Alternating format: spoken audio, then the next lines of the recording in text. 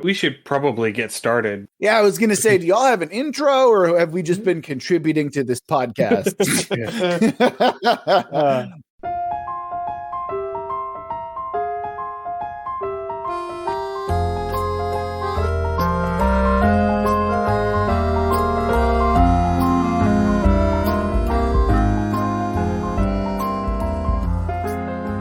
Hello and welcome to Undercommon Taste. This is a podcast where we create and discuss homebrew content for tabletop RPGs. No más pantalones. So you really went with that? Yeah, I really did.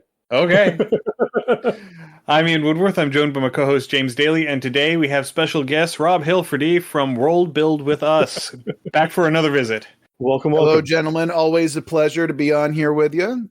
Yeah, I'm just embracing the chaos today, so yeah, that quote felt right. Well, we're all embracing the chaos today. Oh, yeah. We have only the loosest idea of what we're going to be talking about today, and hopefully it all turns out for the best. But you know what? Considering the topic we decided to tackle, this really fits perfectly, because if we're going to go ahead and go in with our topic, this is the mindset you kind of need to start with.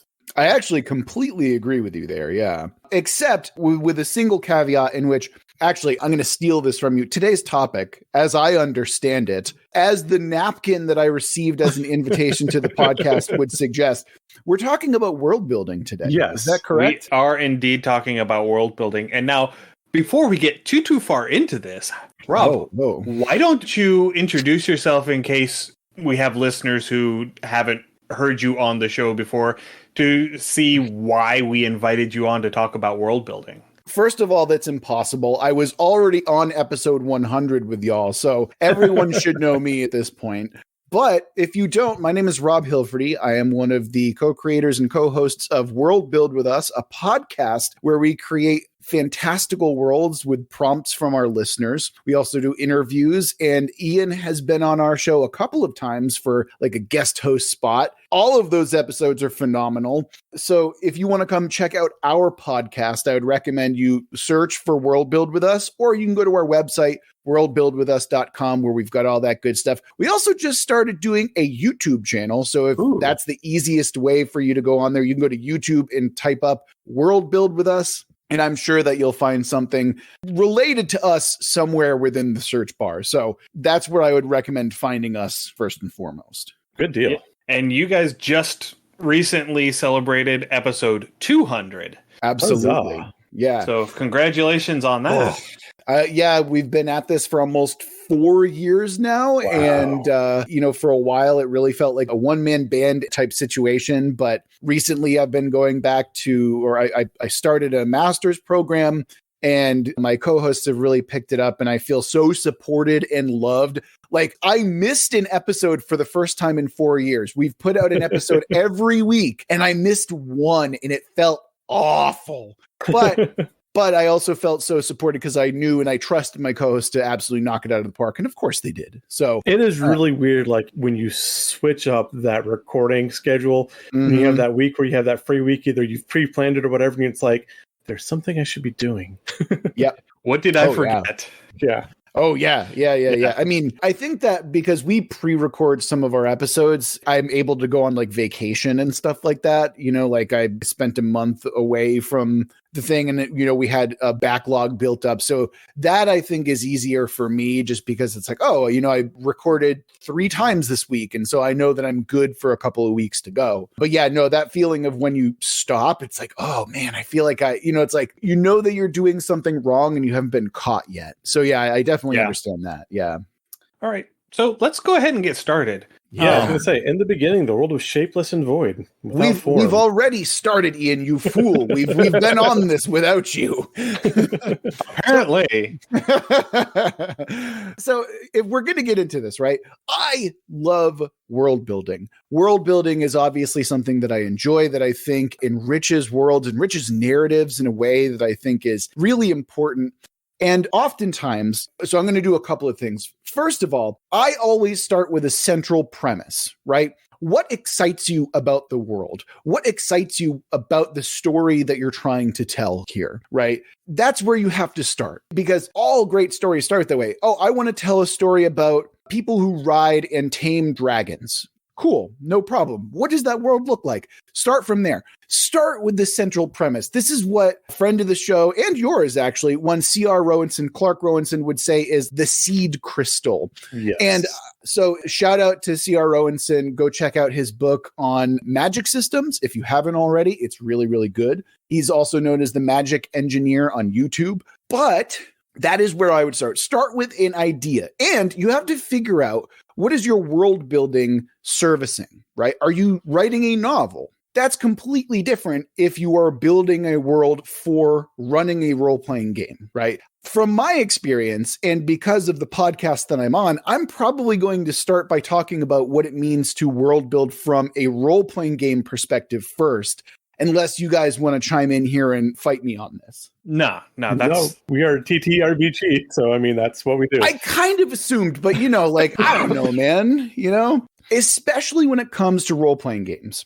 As I'm the GM 95+% of the time when I'm playing, what I always love to do is I create investment with my players immediately by getting them involved with the world building process, right? Session 0 should be mandatory unless you're doing a one-shot, right? Yeah. If you're not doing a one-shot, investment and engagement starts with session 0. The way that I typically do it, I start with a premise. Like, this is my pitch. This is the world that I'm trying to build. And this is the story that I'm interested in telling. So I start there and I give them 3 pillars of the game that I'm interested in talking about, right? And pillars are what you should expect from a week-to-week basis playing in this game.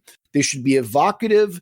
They should be illustrative of the game you're trying to play, right? So once I have that, my players are like, cool. When session 0 starts, I'm like, here are the tenets. These are things that are true about the world that we're going to build. And I start, like, I normally do like 2.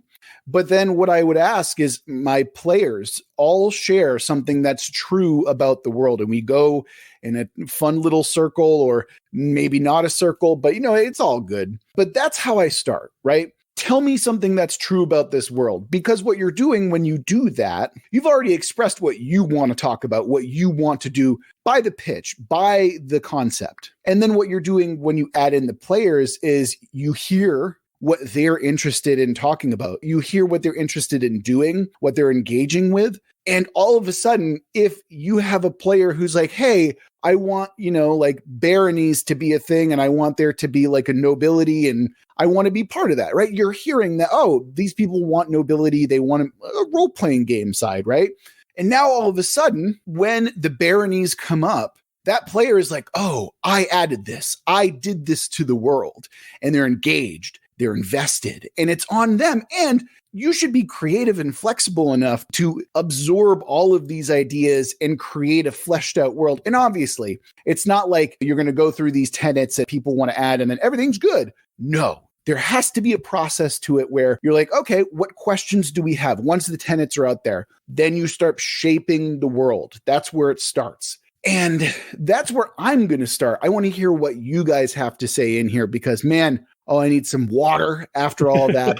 That's kind of how I start my whole process when it comes to world building. I like this process that you come up with, and it feels correct. I think a lot of people, when they first attempt to world build, and I know this was a problem I had initially, is you try to, instead of bringing a framework in for your people to kind of flesh out and work around, you bring a complete novel, and then it doesn't allow any wiggle room for your players to really interact. And if they do something completely unexpected, as every party is going to do, it makes it so much harder for you to kind of shoehorn that into what you already had planned. The fact that it's the player's story and the DM is the narrator is a lesson that needs to be learned for new DMs. And that can be a tricky one at first. Mm-hmm. I do want to emphasize, though, there is a need for a collaborative process. People in RPGs especially tend to forget that the DM is a player too. They're there to have fun. That's where the central premise and their tenets come in. We're building this collaboratively, right? That's what I'd like to emphasize as well. Yes, but you also have to, if you are the DM, you have to come into it with the mindset that this isn't my world. This is our world. Absolutely. 100%. Yeah. And that is something that a lot of beginning DMs and GMs, myself included, that's a big pitfall that a lot of us fall into. I showed up and it said, here is the world that we are going to play in. Right. I mean, and then it becomes less of a role-playing game and more almost like an interactive novel, because the story becomes so rigid that it doesn't really have the variance. And so as the GM, because you are so invested in this world, you keep directing the story to follow your world rather than altering the world to follow your story. Absolutely. Yeah. You were with us for one of our anniversary episodes, Rob's, and I don't know if this is something you had brought up before or if it was just flow of the mind at the time, but you brought up this phrase that the game is a shared dream. Mm-hmm. And that so perfectly describes the tabletop gaming experience that, like, I grabbed onto that. And I use it all the time now because that is the perfect description of it. Yeah, I mean, it's something that you feel, right? And it's something that is entirely unique to the group that you're playing with. It is something that others cannot truly understand and truly feel. It makes it incredibly difficult to study role-playing games in a lot of ways. And I know this because that's kind of what my master's project is right now. But at the same time, it is something so ephemeral and magical in that moment. And I would argue that when you collaboratively world build, you're evoking some of that same dreamlike quality, that same kind of magic that you feel in doing so. In collaborative world building, you're feeling that draw that is the magic, the shared dream that you want. And yeah, I completely agree with you on that one, mostly because I said it, but still. So the other question that I had for us to discuss a little bit in the lead up was, what are some of the things that, especially people who are first starting out, first really getting their teeth into a world building project, what are some of the things that they tend to add into their world building project that they really don't need to invest that much energy in doing? That's a great question. And it's so easy to get bogged down. So if you're coming at this as a writer, you want to make sure that your world feels lived in and that it has days in a unique calendar system. And oftentimes I feel like those are pit traps, right? Because we had Rich Baker on as a guest one time, and one of the most simple pieces of advice that he gave that is incredibly wise and prescient is, you do not need a world. The world is as big as what the players are looking at and experiencing, right? He likened it to a stage play, when in reality, all you really need is the dressing of the scene, right? And you can kind of build from there. So I think as long as what you're creating is evocative and interesting and rich, you do not need to know what, and Tolkien would probably be arguing against this, but you don't need detailed maps. You don't need detailed language systems. I think what you need to focus on is what is interesting about this world and what are the implications of the world that you're engaging with. So, for example, if you're in a world where magic suddenly appears, what does that mean? Because the world has shifted tremendously. I tend to look at it in 3 layers, right? There's the world layer. What does it mean for the world layer? And then you zoom down just a little bit. What does it mean for this country? And then you zoom down even further. What does it mean for this person, right? So with the sudden onset of magic, okay, magic is now suddenly a thing. Well, that means that you're able to cast spells, and as a result, you're completely revitalizing and revolutionizing how labor works. Because if you're able to suddenly cast Ant Hall, which is an old D&D 3.5 or Pathfinder spell, and one person is now able to lift the load of 20, well, now it's going to behoove these capitalists, these factory owners, to have a sorcerer in employ just cast Ant Hall on people. And now all of a sudden you've multiplied your force tremendously, right? Right. So bam, now we've gone down from, okay, that's world level, that's country level. And then you start thinking, okay, what is the implication here? Well, now all of a sudden somebody's out of work. And now all of a sudden somebody is starting to be desperate to feed their family. And so what does that look like all of a sudden, just because you followed the implication just a little bit? Look at it big, smaller, smallest, individualize it, right? And that's where you're going to start getting the really interesting stuff from world building, when the characters can start interacting with it and can start seeing oh, this is what happened to my character when the world suddenly changed, right? So you want to make sure that you're hitting all three of those levels to make sure that the world building is consistent and interesting for those three levels. And that fits. And that kind of goes along with the theme too, or the idea that if you are world building correctly, you don't have to build every aspect of the world. You'll have different aspects. But again, if you consider those three levels, world, nation, individuals, those individuals are going to have their separate actions, but that's going to link up to the nation or the local government, which will link up to a world. And those separate elements, if you let your players have some, I always blank on this word I want to use, but some authority or some interaction, agency. Some autonomy. Yeah, agency. There we go. Yeah. I'll have your players have some agency. It will naturally link and start to build itself. Right. And that's what happens when you start creating a world that feels interconnected, when there is a sense of verisimilitude, where it's like, oh man, that's when I start feeling invested in the world, when things start to make sense, when things start to feel connected and feel like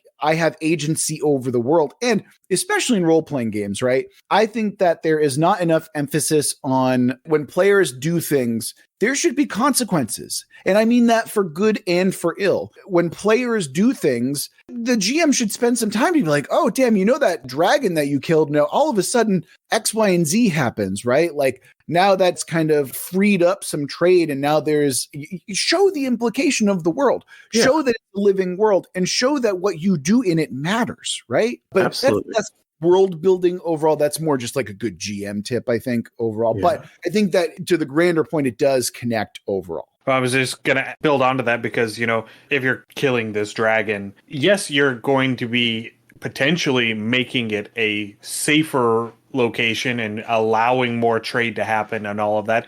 But you're also creating a power vacuum. Yes. Because you had this very powerful entity that was in control of this territory. And so now there's nothing there, and something is going to come in and fill that void. Right. Or on the other hand, right? Like think about it this way. Oh, there's been an army that's been on the borderline for ages, and the only thing that's held them off from crossing into this territory is the dragon, right? So now they're going to be able to march through that dragonless territory in order for them to get to their true goal. And now all of a sudden the players are like, well, shit, we're kind of responsible for that, aren't we? Yeah. It's stuff like that makes it like really living and breathing and stuff like that. So I mean, you guys did that both. You guys hit like a local government level, you hit a world level. I'm going to go back down to hit kind of that personal level too. One thing that D&D kind of lacks, particularly 5th edition, that Fallout really handled really well in most of their versions, is that karma level. So if your party is a bunch of murder hobos and they're going through and they walk into town,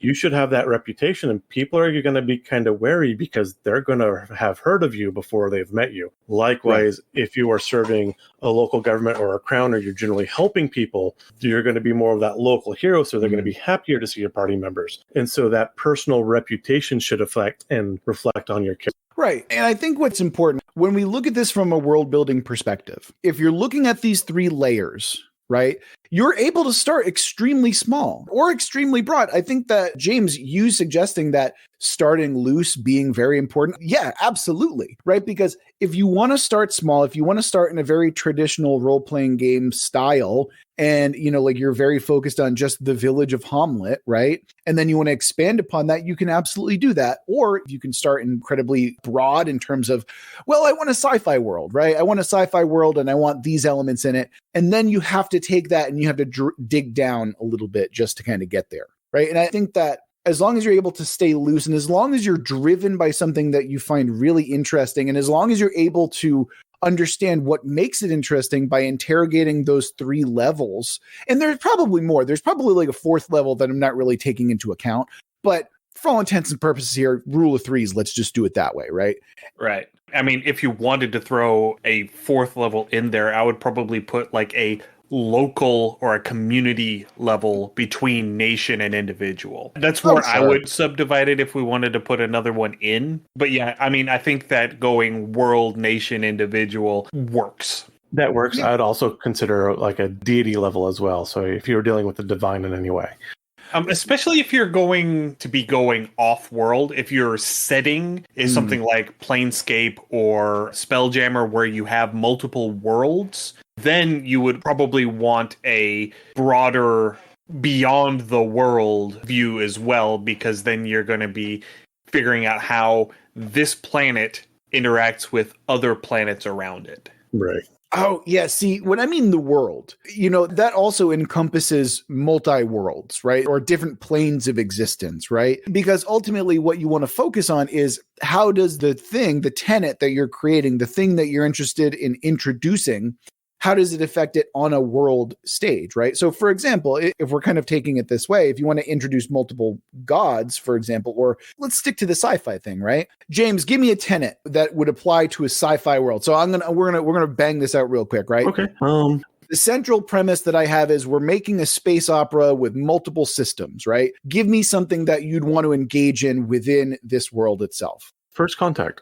Okay. What does that mean to you? So it'll be literally the first contact between either your host species or between two different, but it'll be the first meeting, the first interaction between two species or groups. So the tenet that you're creating is we are in a world that is only just creating first contact with an alien species. Is that correct? Correct. Okay, cool. So now we have that concept, we have this world. Is the first contact, and this is where you have to ask questions, right? This is where you have to dig a little bit deeper to get to the implications, to get to those more personal layers. So does this necessarily mean that just because we're first contacting an alien species, does it mean that we are still terrestrial, or does this mean that we have a star-spanning solar empire, right? That's a follow-up question that you'd want to ask, because that's not inherently true based on the tenet that you have. So I'm going to go to Ian. Ian, give me another tenet that may or may not be related to James's tenet. Okay, the second tenet that I'm going to give is that there is no faster than light travel. Ooh. Great. Yeah. Okay. So this is really interesting now, because to me, the interesting thing about this is, okay, we are still very much beholden to time. So the suggestion of no faster than light travel suggests that we're not in our solar system anymore, right? Because that would mean that, or, this might not be Earth at all. So therein lies another question that we would then need to answer. So James, go ahead and hit me with another tenet. What's your second tenet that you'd like to explore within this particular world that we're suddenly building? Cybernetics is pervasive. Fantastic. And all of a sudden we have a technology level that is there and evident, and the implication is so much, we can get into so much of that, right? And then for the sake of brevity here, Ian, what would your second tenet be for this world? Oh, okay. See here. I didn't have as much time to think about it this time. That's okay. This is all off the cuff, man. But this is how easy it can be, is what I'm suggesting here, right?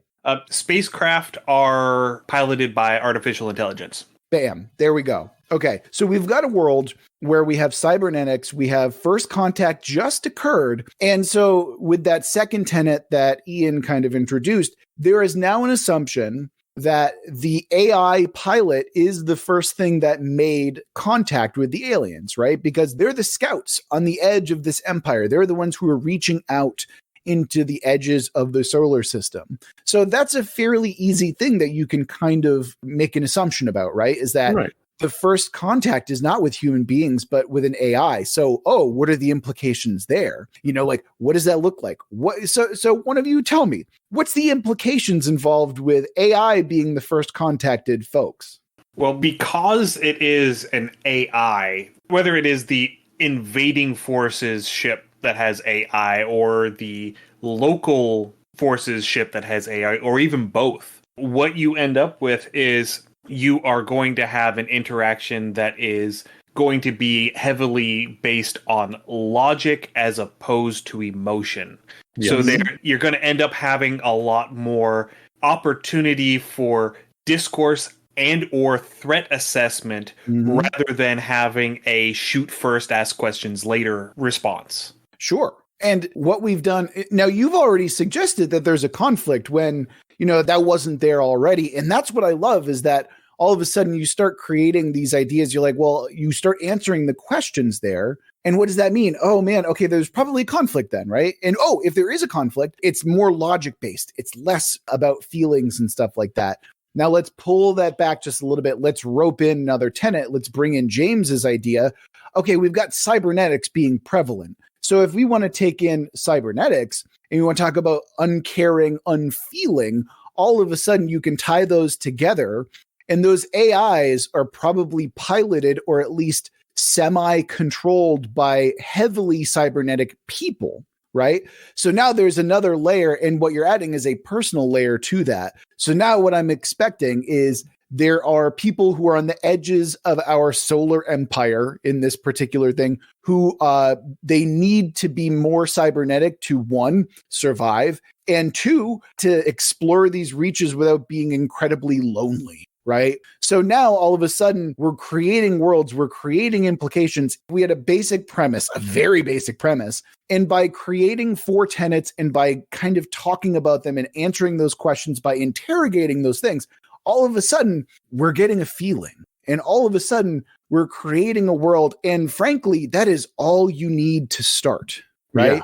You are a crew of cybernetic people who are on the edges of an empire, and first contact was just made. That is an RPG if I've ever heard one. And all of a sudden, oh man, people are way more engaged, way more interested in playing that game because they brought it to that. And now, James, my guess, you're going to probably want to play someone who is a cyborg of some kind, because that to me is an indication that I'm interested in exploring what it means to be a cybernetic person, right? Yeah. Yeah. There we go. Absolutely. And Ian, because you're bringing in something that is, oh, well, I don't want faster than light travel. I don't want it to be a Star Wars-esque type situation. You want it to be grounded in reality just a little bit. That's what that tenet says to me. Am I mostly on the, so that's what I'm suggesting here, right? You create a setting and a feeling and a narrative just by listening to your players, by listening to your collaborators. All of a sudden you see a direction to take this game. And I don't know about y'all, but I'm like, yeah, let's play cyborgs on Outpost 39, during first contact. That sounds dope. That sounds super interesting. It does. Yeah, no, I'd roll. Yeah, absolutely. And then from there, that's all you need to start. Then once you're starting there, then you get time. And again, this is explicitly RPGs, because if you're an author, this is very, very different. But as a GM, you let the story happen organically. You let the world be created organically by you and the players. And you are truly, and this is why this rule has become so prominent in indie RPG spaces, but you play to find out what happens. Right? Yeah. You create to find out what happens. It's kind of like George R.R. Martin also talks about this, where, and this is not just him, but it's common, where, you'll sit down and start writing, and then all of a sudden your characters will surprise you. And this isn't from an author's perspective, right? Yeah. And you're like, oh, I didn't even realize that this is what was going to happen. And this completely changes the trajectory of my story. But as long as you're able to stay loose with it and follow that and be okay with that, bam.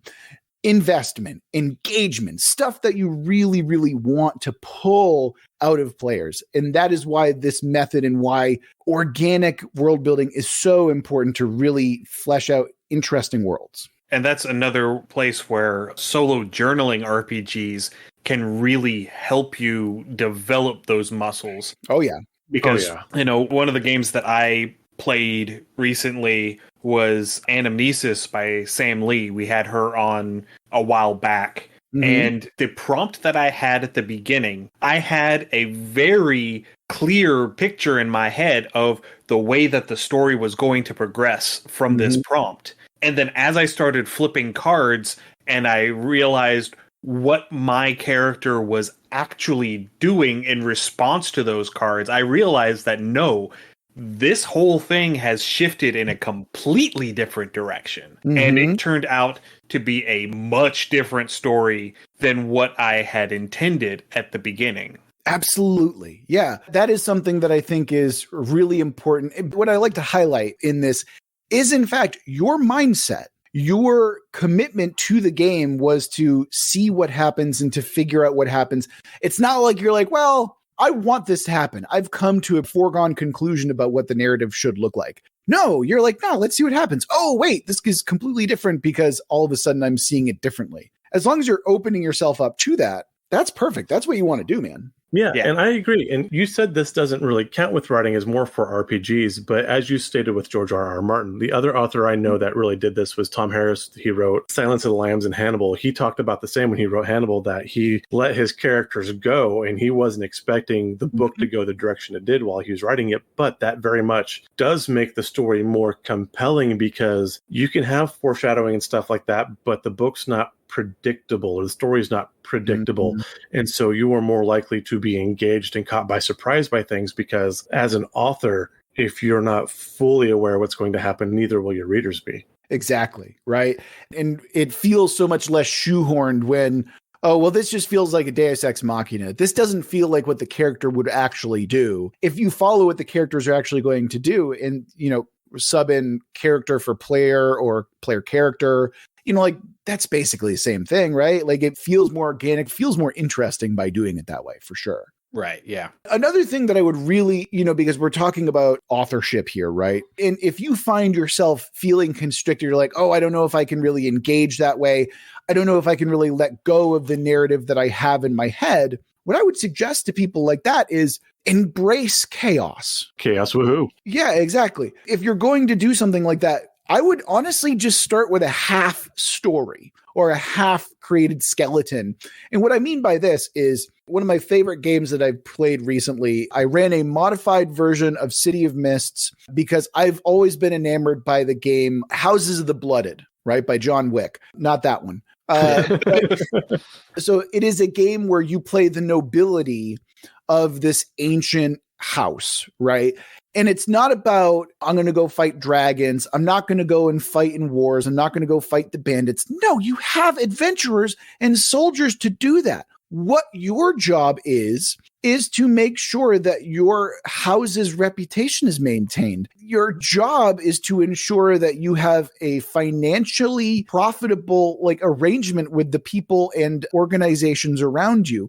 Your job is to make sure that your house and the areas that it's in charge of is safe. And obviously you want to throw in some complications like, hey, I want to go bang my rival's wife, for example, have an affair and have these big emotions, right? Love that concept. So I decided to run a game like this, right? And I didn't know what the house looked like. I didn't know what the nobility looked like. And I did that deliberately because I wanted the people to come down and we're going to roll some dice.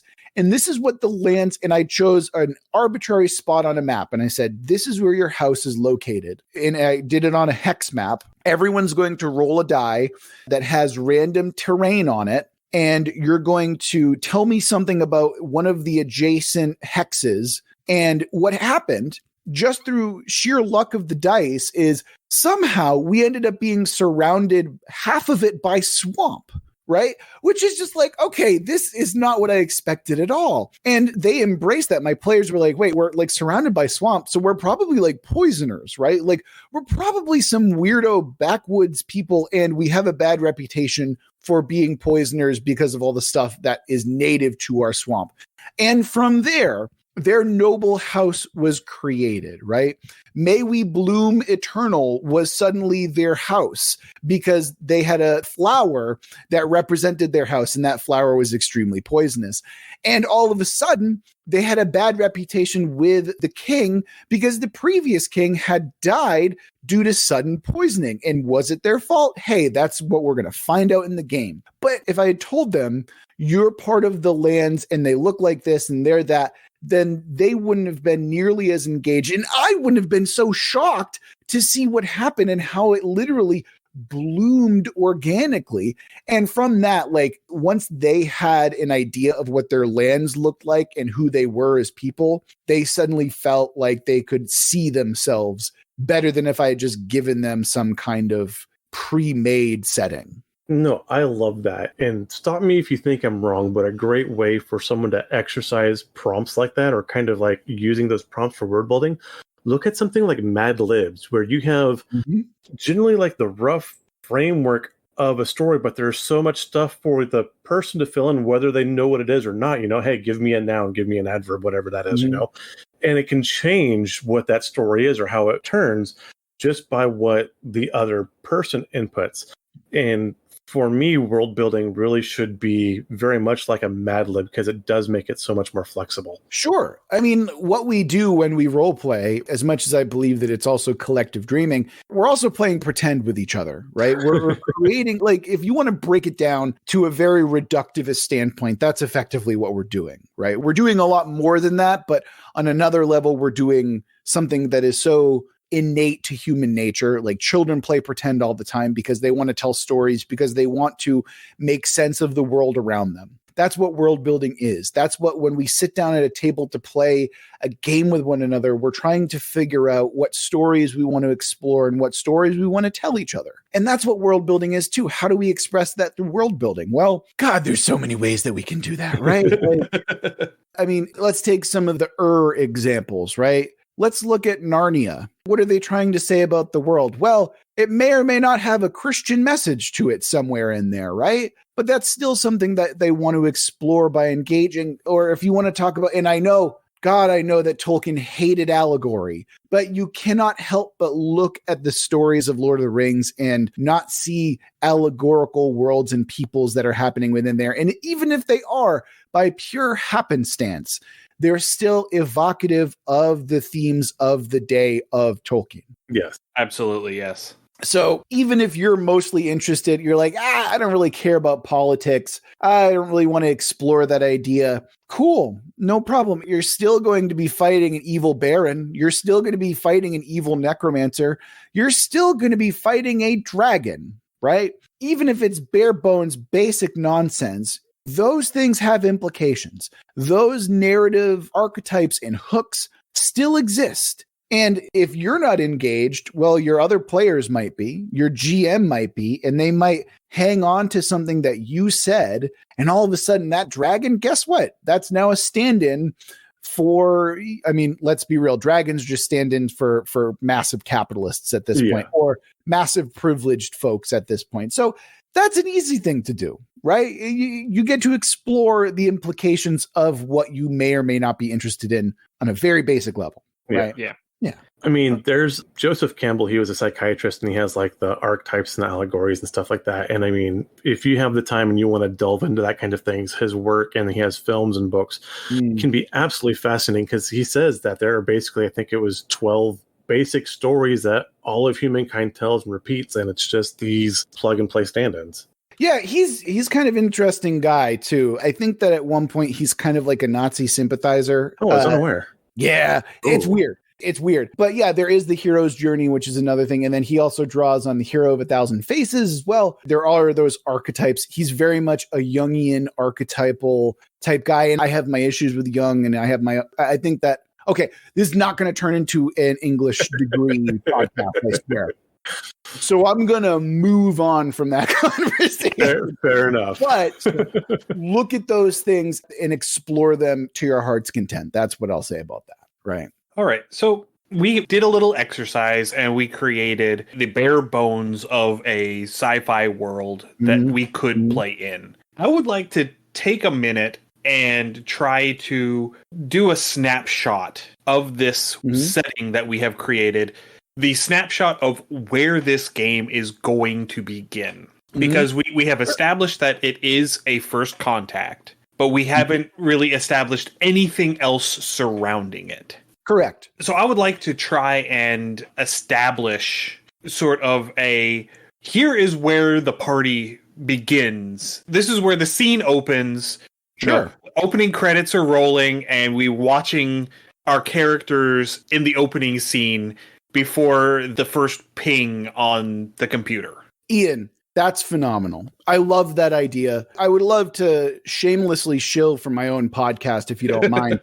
Go ahead. So normally in my podcast, when we have what are called world building jams, which is effectively what we're doing now, right? Yeah. We have these random tables that we roll on to help kind of get the juices flowing a little bit. And where I think we're at right now is, what's the theme of the current prompt that we're looking into right now, right? Yeah. And I have 20 different themes that are fairly vague, but are still interesting. And if you don't mind, I wouldn't mind rolling some dice to figure out what the theme that we're focusing on is going to be. Yeah, sure. We can knock that out. Yeah. Great. All right. So the theme, I have a D20 here and I have a list. If you want to hear more of what this list is consistent of, go listen to my podcast, Worldbuild With Us, where we do this pretty frequently. And Ian was actually on one of our world building jam sessions not too long ago. So the theme that we're dealing with, I'm going to roll my D20, and what we've got is, so our theme is rot and decay. So we've got this first contact world. We've got the edges of a solar empire. Our theme is rot and decay. And normally I would do the thing that we're focusing on, right? That is a table that we have. However, I think that we've already chosen that, which is an historic event is occurring, which is first contact, right? Absolutely. So now, what does the theme of rot and decay suggest? Is this an empire that is rotting from the inside and it's desperate to explore the outer reaches because it's run out of resources and it's starting to rot from the inside? So the only way that it can continue to expand if it finds another alien species are these imperialists, as we're talking about, or is it something completely different? Themes help us focus. Rot and decay. Ian, what do you have to say about that? So the image that I'm getting is that this empire has overextended itself. We're talking like late Roman Empire overextension, where they just simply don't have the manpower to keep pushing, but they have set up in such a way that they have to keep pushing in order to maintain the status quo at home. And so what I'm thinking is maybe we're at like a mining facility or a research facility on the far edge of this solar system, and the communication and supply chain out to this is starting to break down. And so they're increasingly becoming more independent out of necessity. Okay. I like that. Yeah, big fan of that. So there's a breakdown. Again, that's that rotten decay type thing where it's just like, yeah, of course, the edges are where it's going to start feeling it first, right? So, James, why don't you come in here? What do you feel when you hear rotten decay? And we're going to build on Ian's kind of premise. No, because what I was thinking, Ian kind of butts up perfectly with mine. So have you ever been like way back when we all used to have like the AM FM radios in the car and you were kind of in between the signal stations? Yep. So maybe that's how first contact happens, because it's all, we said cybernetics is prevalent. The ships and stuff are piloted by AI. So maybe that communications or whatever is being washed out, and maybe their signal is a bit stronger, so it's interrupting and washing out. And so you have that cultural clash. And that first contact is these communications from the other species overriding or overpowering whatever base communication from cybernetics from the miners. Oh, okay. So those AI, kind of scout drones and pilots, they are getting knocked out. And so that's where the need for cybernetic people are coming in, is what I'm hearing. Right. So that's why, it's not just about the AI anymore. It's like, no, we need cybernetic people there, or we need people there to make first contact because our drones kept getting knocked out based on this frequency that's happening. Is right. That, or I'm thinking that like, you'd have basically like your news broadcast, your propaganda, your whatever that would be blasting out. You're so far out that you're on the edges. So it's intermittent. And now whatever new orders or whatever kind of system information from the new species is starting to overwash that, because they are kind of on that edge. So they have a little bit stronger broadcast signal. Like I love that. Yeah. Like it might be complete coincidence, but they're broadcasting on the same frequency. Right. And so you're getting that, like James was saying, whenever you hit the edge of one radio station's signal range and you're coming into another one and they're like 0.2 away on the FM dial, and so you're picking up the rest of this classic rock song coming from the one that you were listening to, and you're starting to get the fire and brimstone evangelical message from the new station that you're driving into. And depending on which side of that tree you're passing, it's going to vary the volume of which station comes in more. I love that. I love that idea. And this is what we do. So a big thing that I would recommend doing when you're world building, as a collaborator, as a writer, as a GM, as a player, whatever, doesn't matter. Listen to what people are building and find what is interesting to you about it, right? So what I'm going to pick up on, where I'm going to grab this ball and run with it,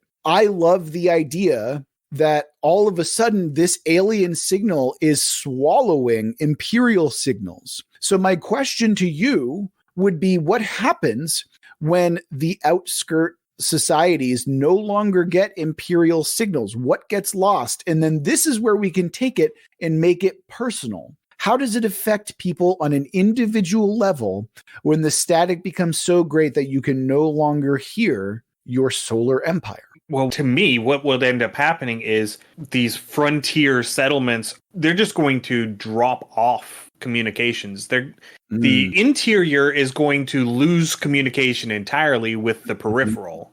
And so you end up in a situation where the inner system is going to start sending people out towards there, because all of these settlements have started going dark and they have no idea what it is. So yes, we have hit first contact, but the inner system doesn't know, because the settlements that are making contact literally can't communicate that back. Yeah, exactly. I like that. So like all of their shipping, all of their accounts, kind of like when your Wi-Fi goes out in your store and you can't make your payment. So all the payments stop coming in, all the shipments stop going out, all the logistics get completely disrupted. Mm-hmm.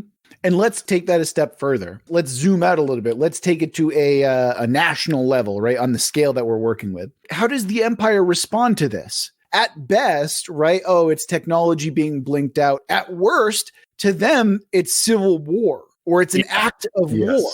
It's open rebellion. Ooh. Exactly. Right. So now you have a fleet of Imperial ships coming to check on what's happened, because they think the worst. They think that the worst has happened and that they've deliberately cut off communication. So now what happens when what may or may not be peaceful aliens suddenly come up against an armada, or a relatively small armada of ships? Now you have factions involved. You have the third part, you have the aliens, you have the Imperials, and you have the people who are going to stuck in the middle, and bam, you have a grand narrative that you're willing to talk about. And all of a sudden, right, that's where we start our session. You have your group of people. Ask them, well, where do you fall? Are you with the Imperials? Are you on an Imperial ship coming in? Or are you a native who is caught in the middle of all this? What are you more interested in running? Right? In that scenario of first contact, in that, the Imperial Armada is coming,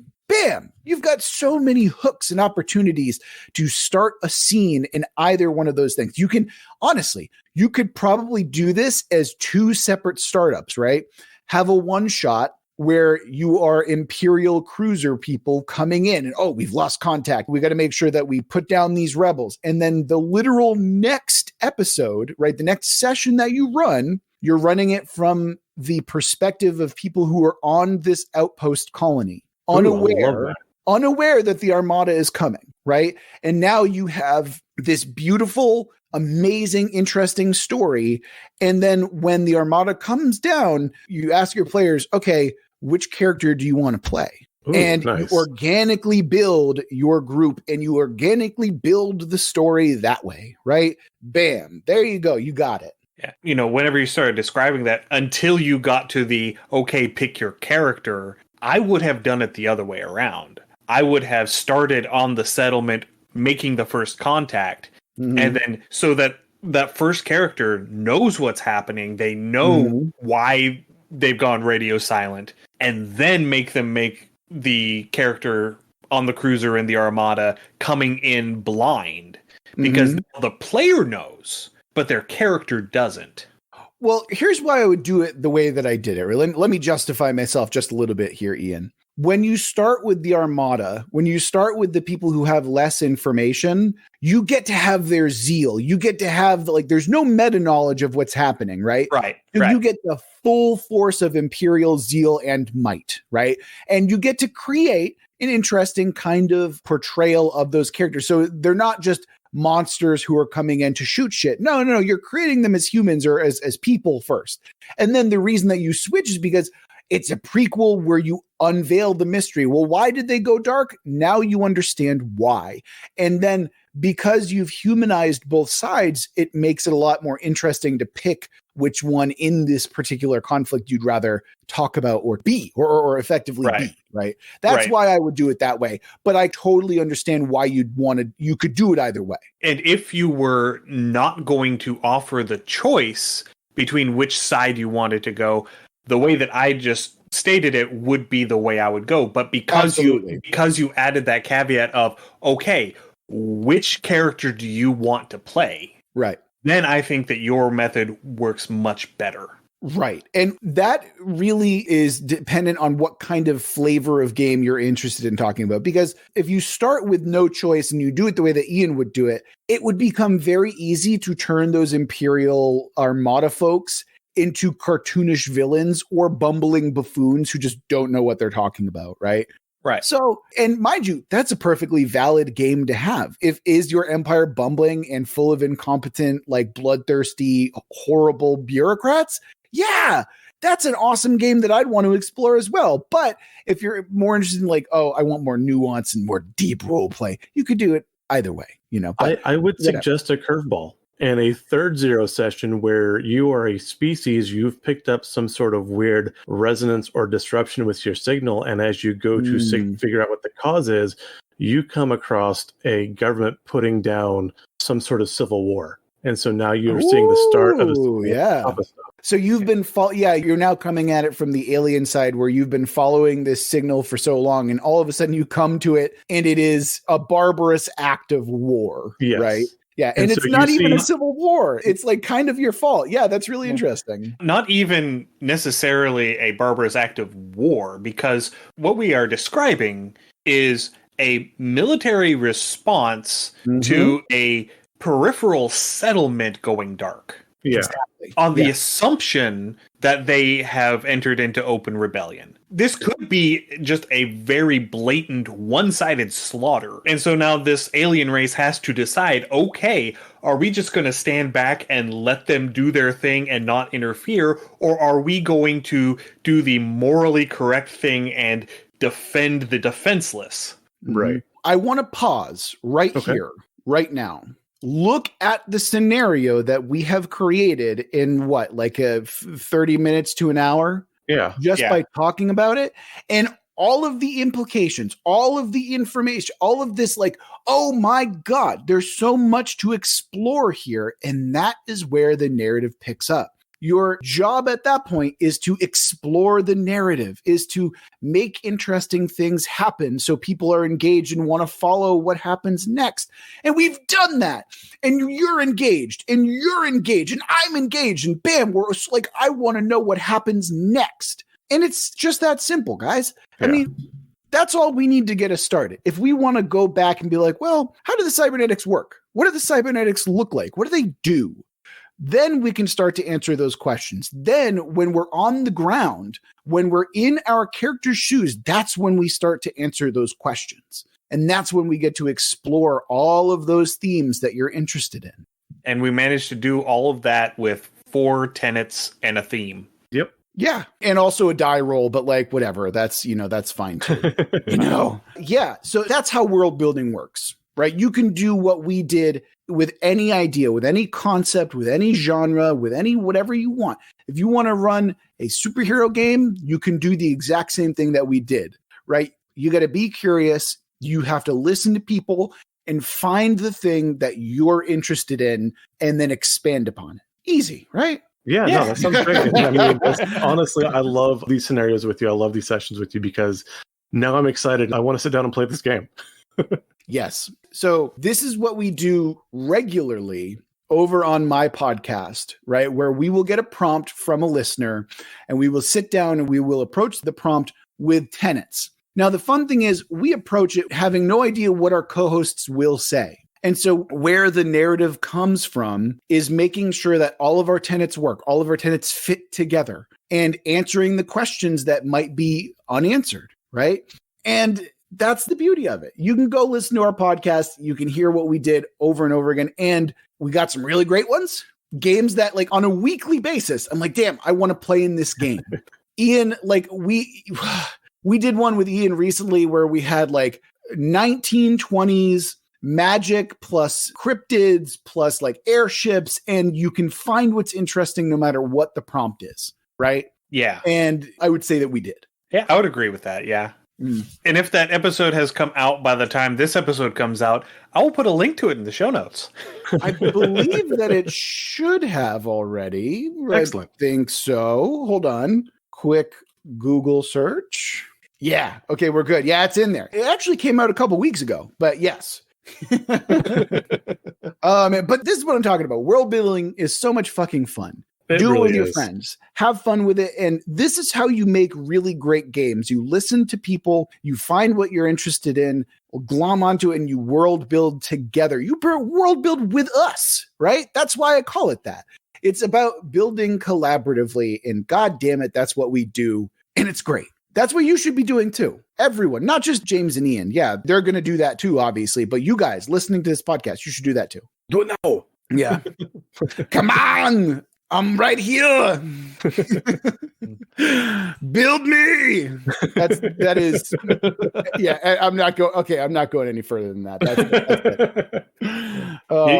You guys are having so much fun doing Arnold impersonations. I'm going to let you have your fun. And okay, hold on. Now you have to join the call. You have to, Ian. You have to do an Arnold impression for us. Just one. You just a line. That's fine. Here I'm trying to. Do a word. Say Crom, like he does in Conan the Barbarian, and then that'll be good enough. It's been so long since I've seen Conan the Barbarian, but it's not a tumor. Yes. There you go. Yeah, see? Yeah, there you go. Oh, man. Okay, we've officially gone off the rails now. I love it. Absolutely. Chaos will. So, Rob, thank you very much for joining us on this episode of Undercommon Taste. We've had a blast. Hopefully next time we will actually be able to get Courtney and or Daniel on with you. I know that scheduling did not allow for that this time. Yeah. I mean, that's fine. Daniel will say scheduling and then he'll attribute it to his blood feud with you. But hopefully we'll get some more people. Yeah, exactly. There's like an unfriendly rivalry happening between you guys. And that's fun. Yeah.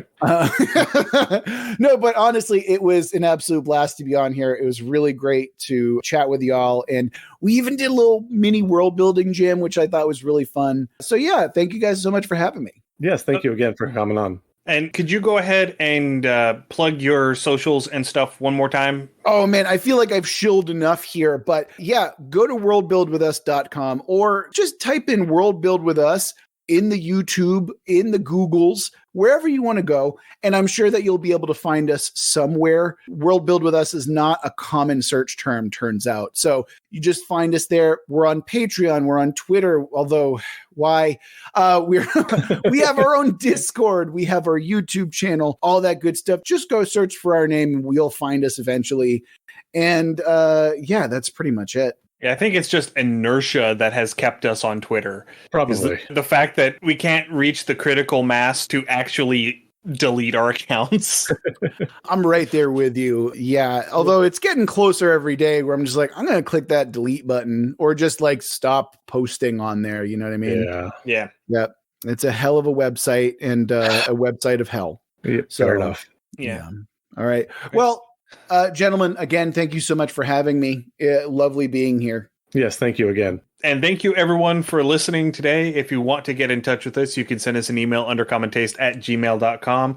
We're also on Facebook, Instagram, TikTok, YouTube, Twitch, and Mastodon at Undercommon Taste. We are still on the burning dumpster fire of Twitter as well at UCT Homebrew if you wanted to send us a direct message through there.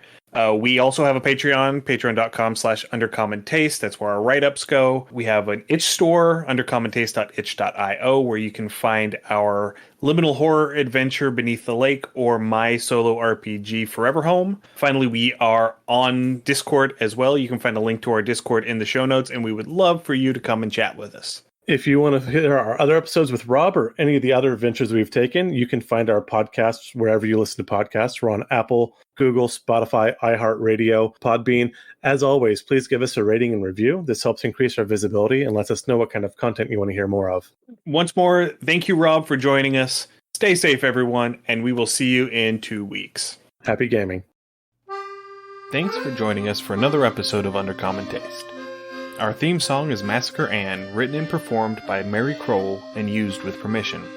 You can find Mary online at marykroll.bandcamp.com or on Patreon at patreon.com/Dr. Mary C. Kroll. Our logo is by David Sutherland. You can find more of David's work on deviantart.com/David Sutherland or on instagram.com/Willex_73. We'll be back in 2 weeks, so stay safe, and we'll see you then.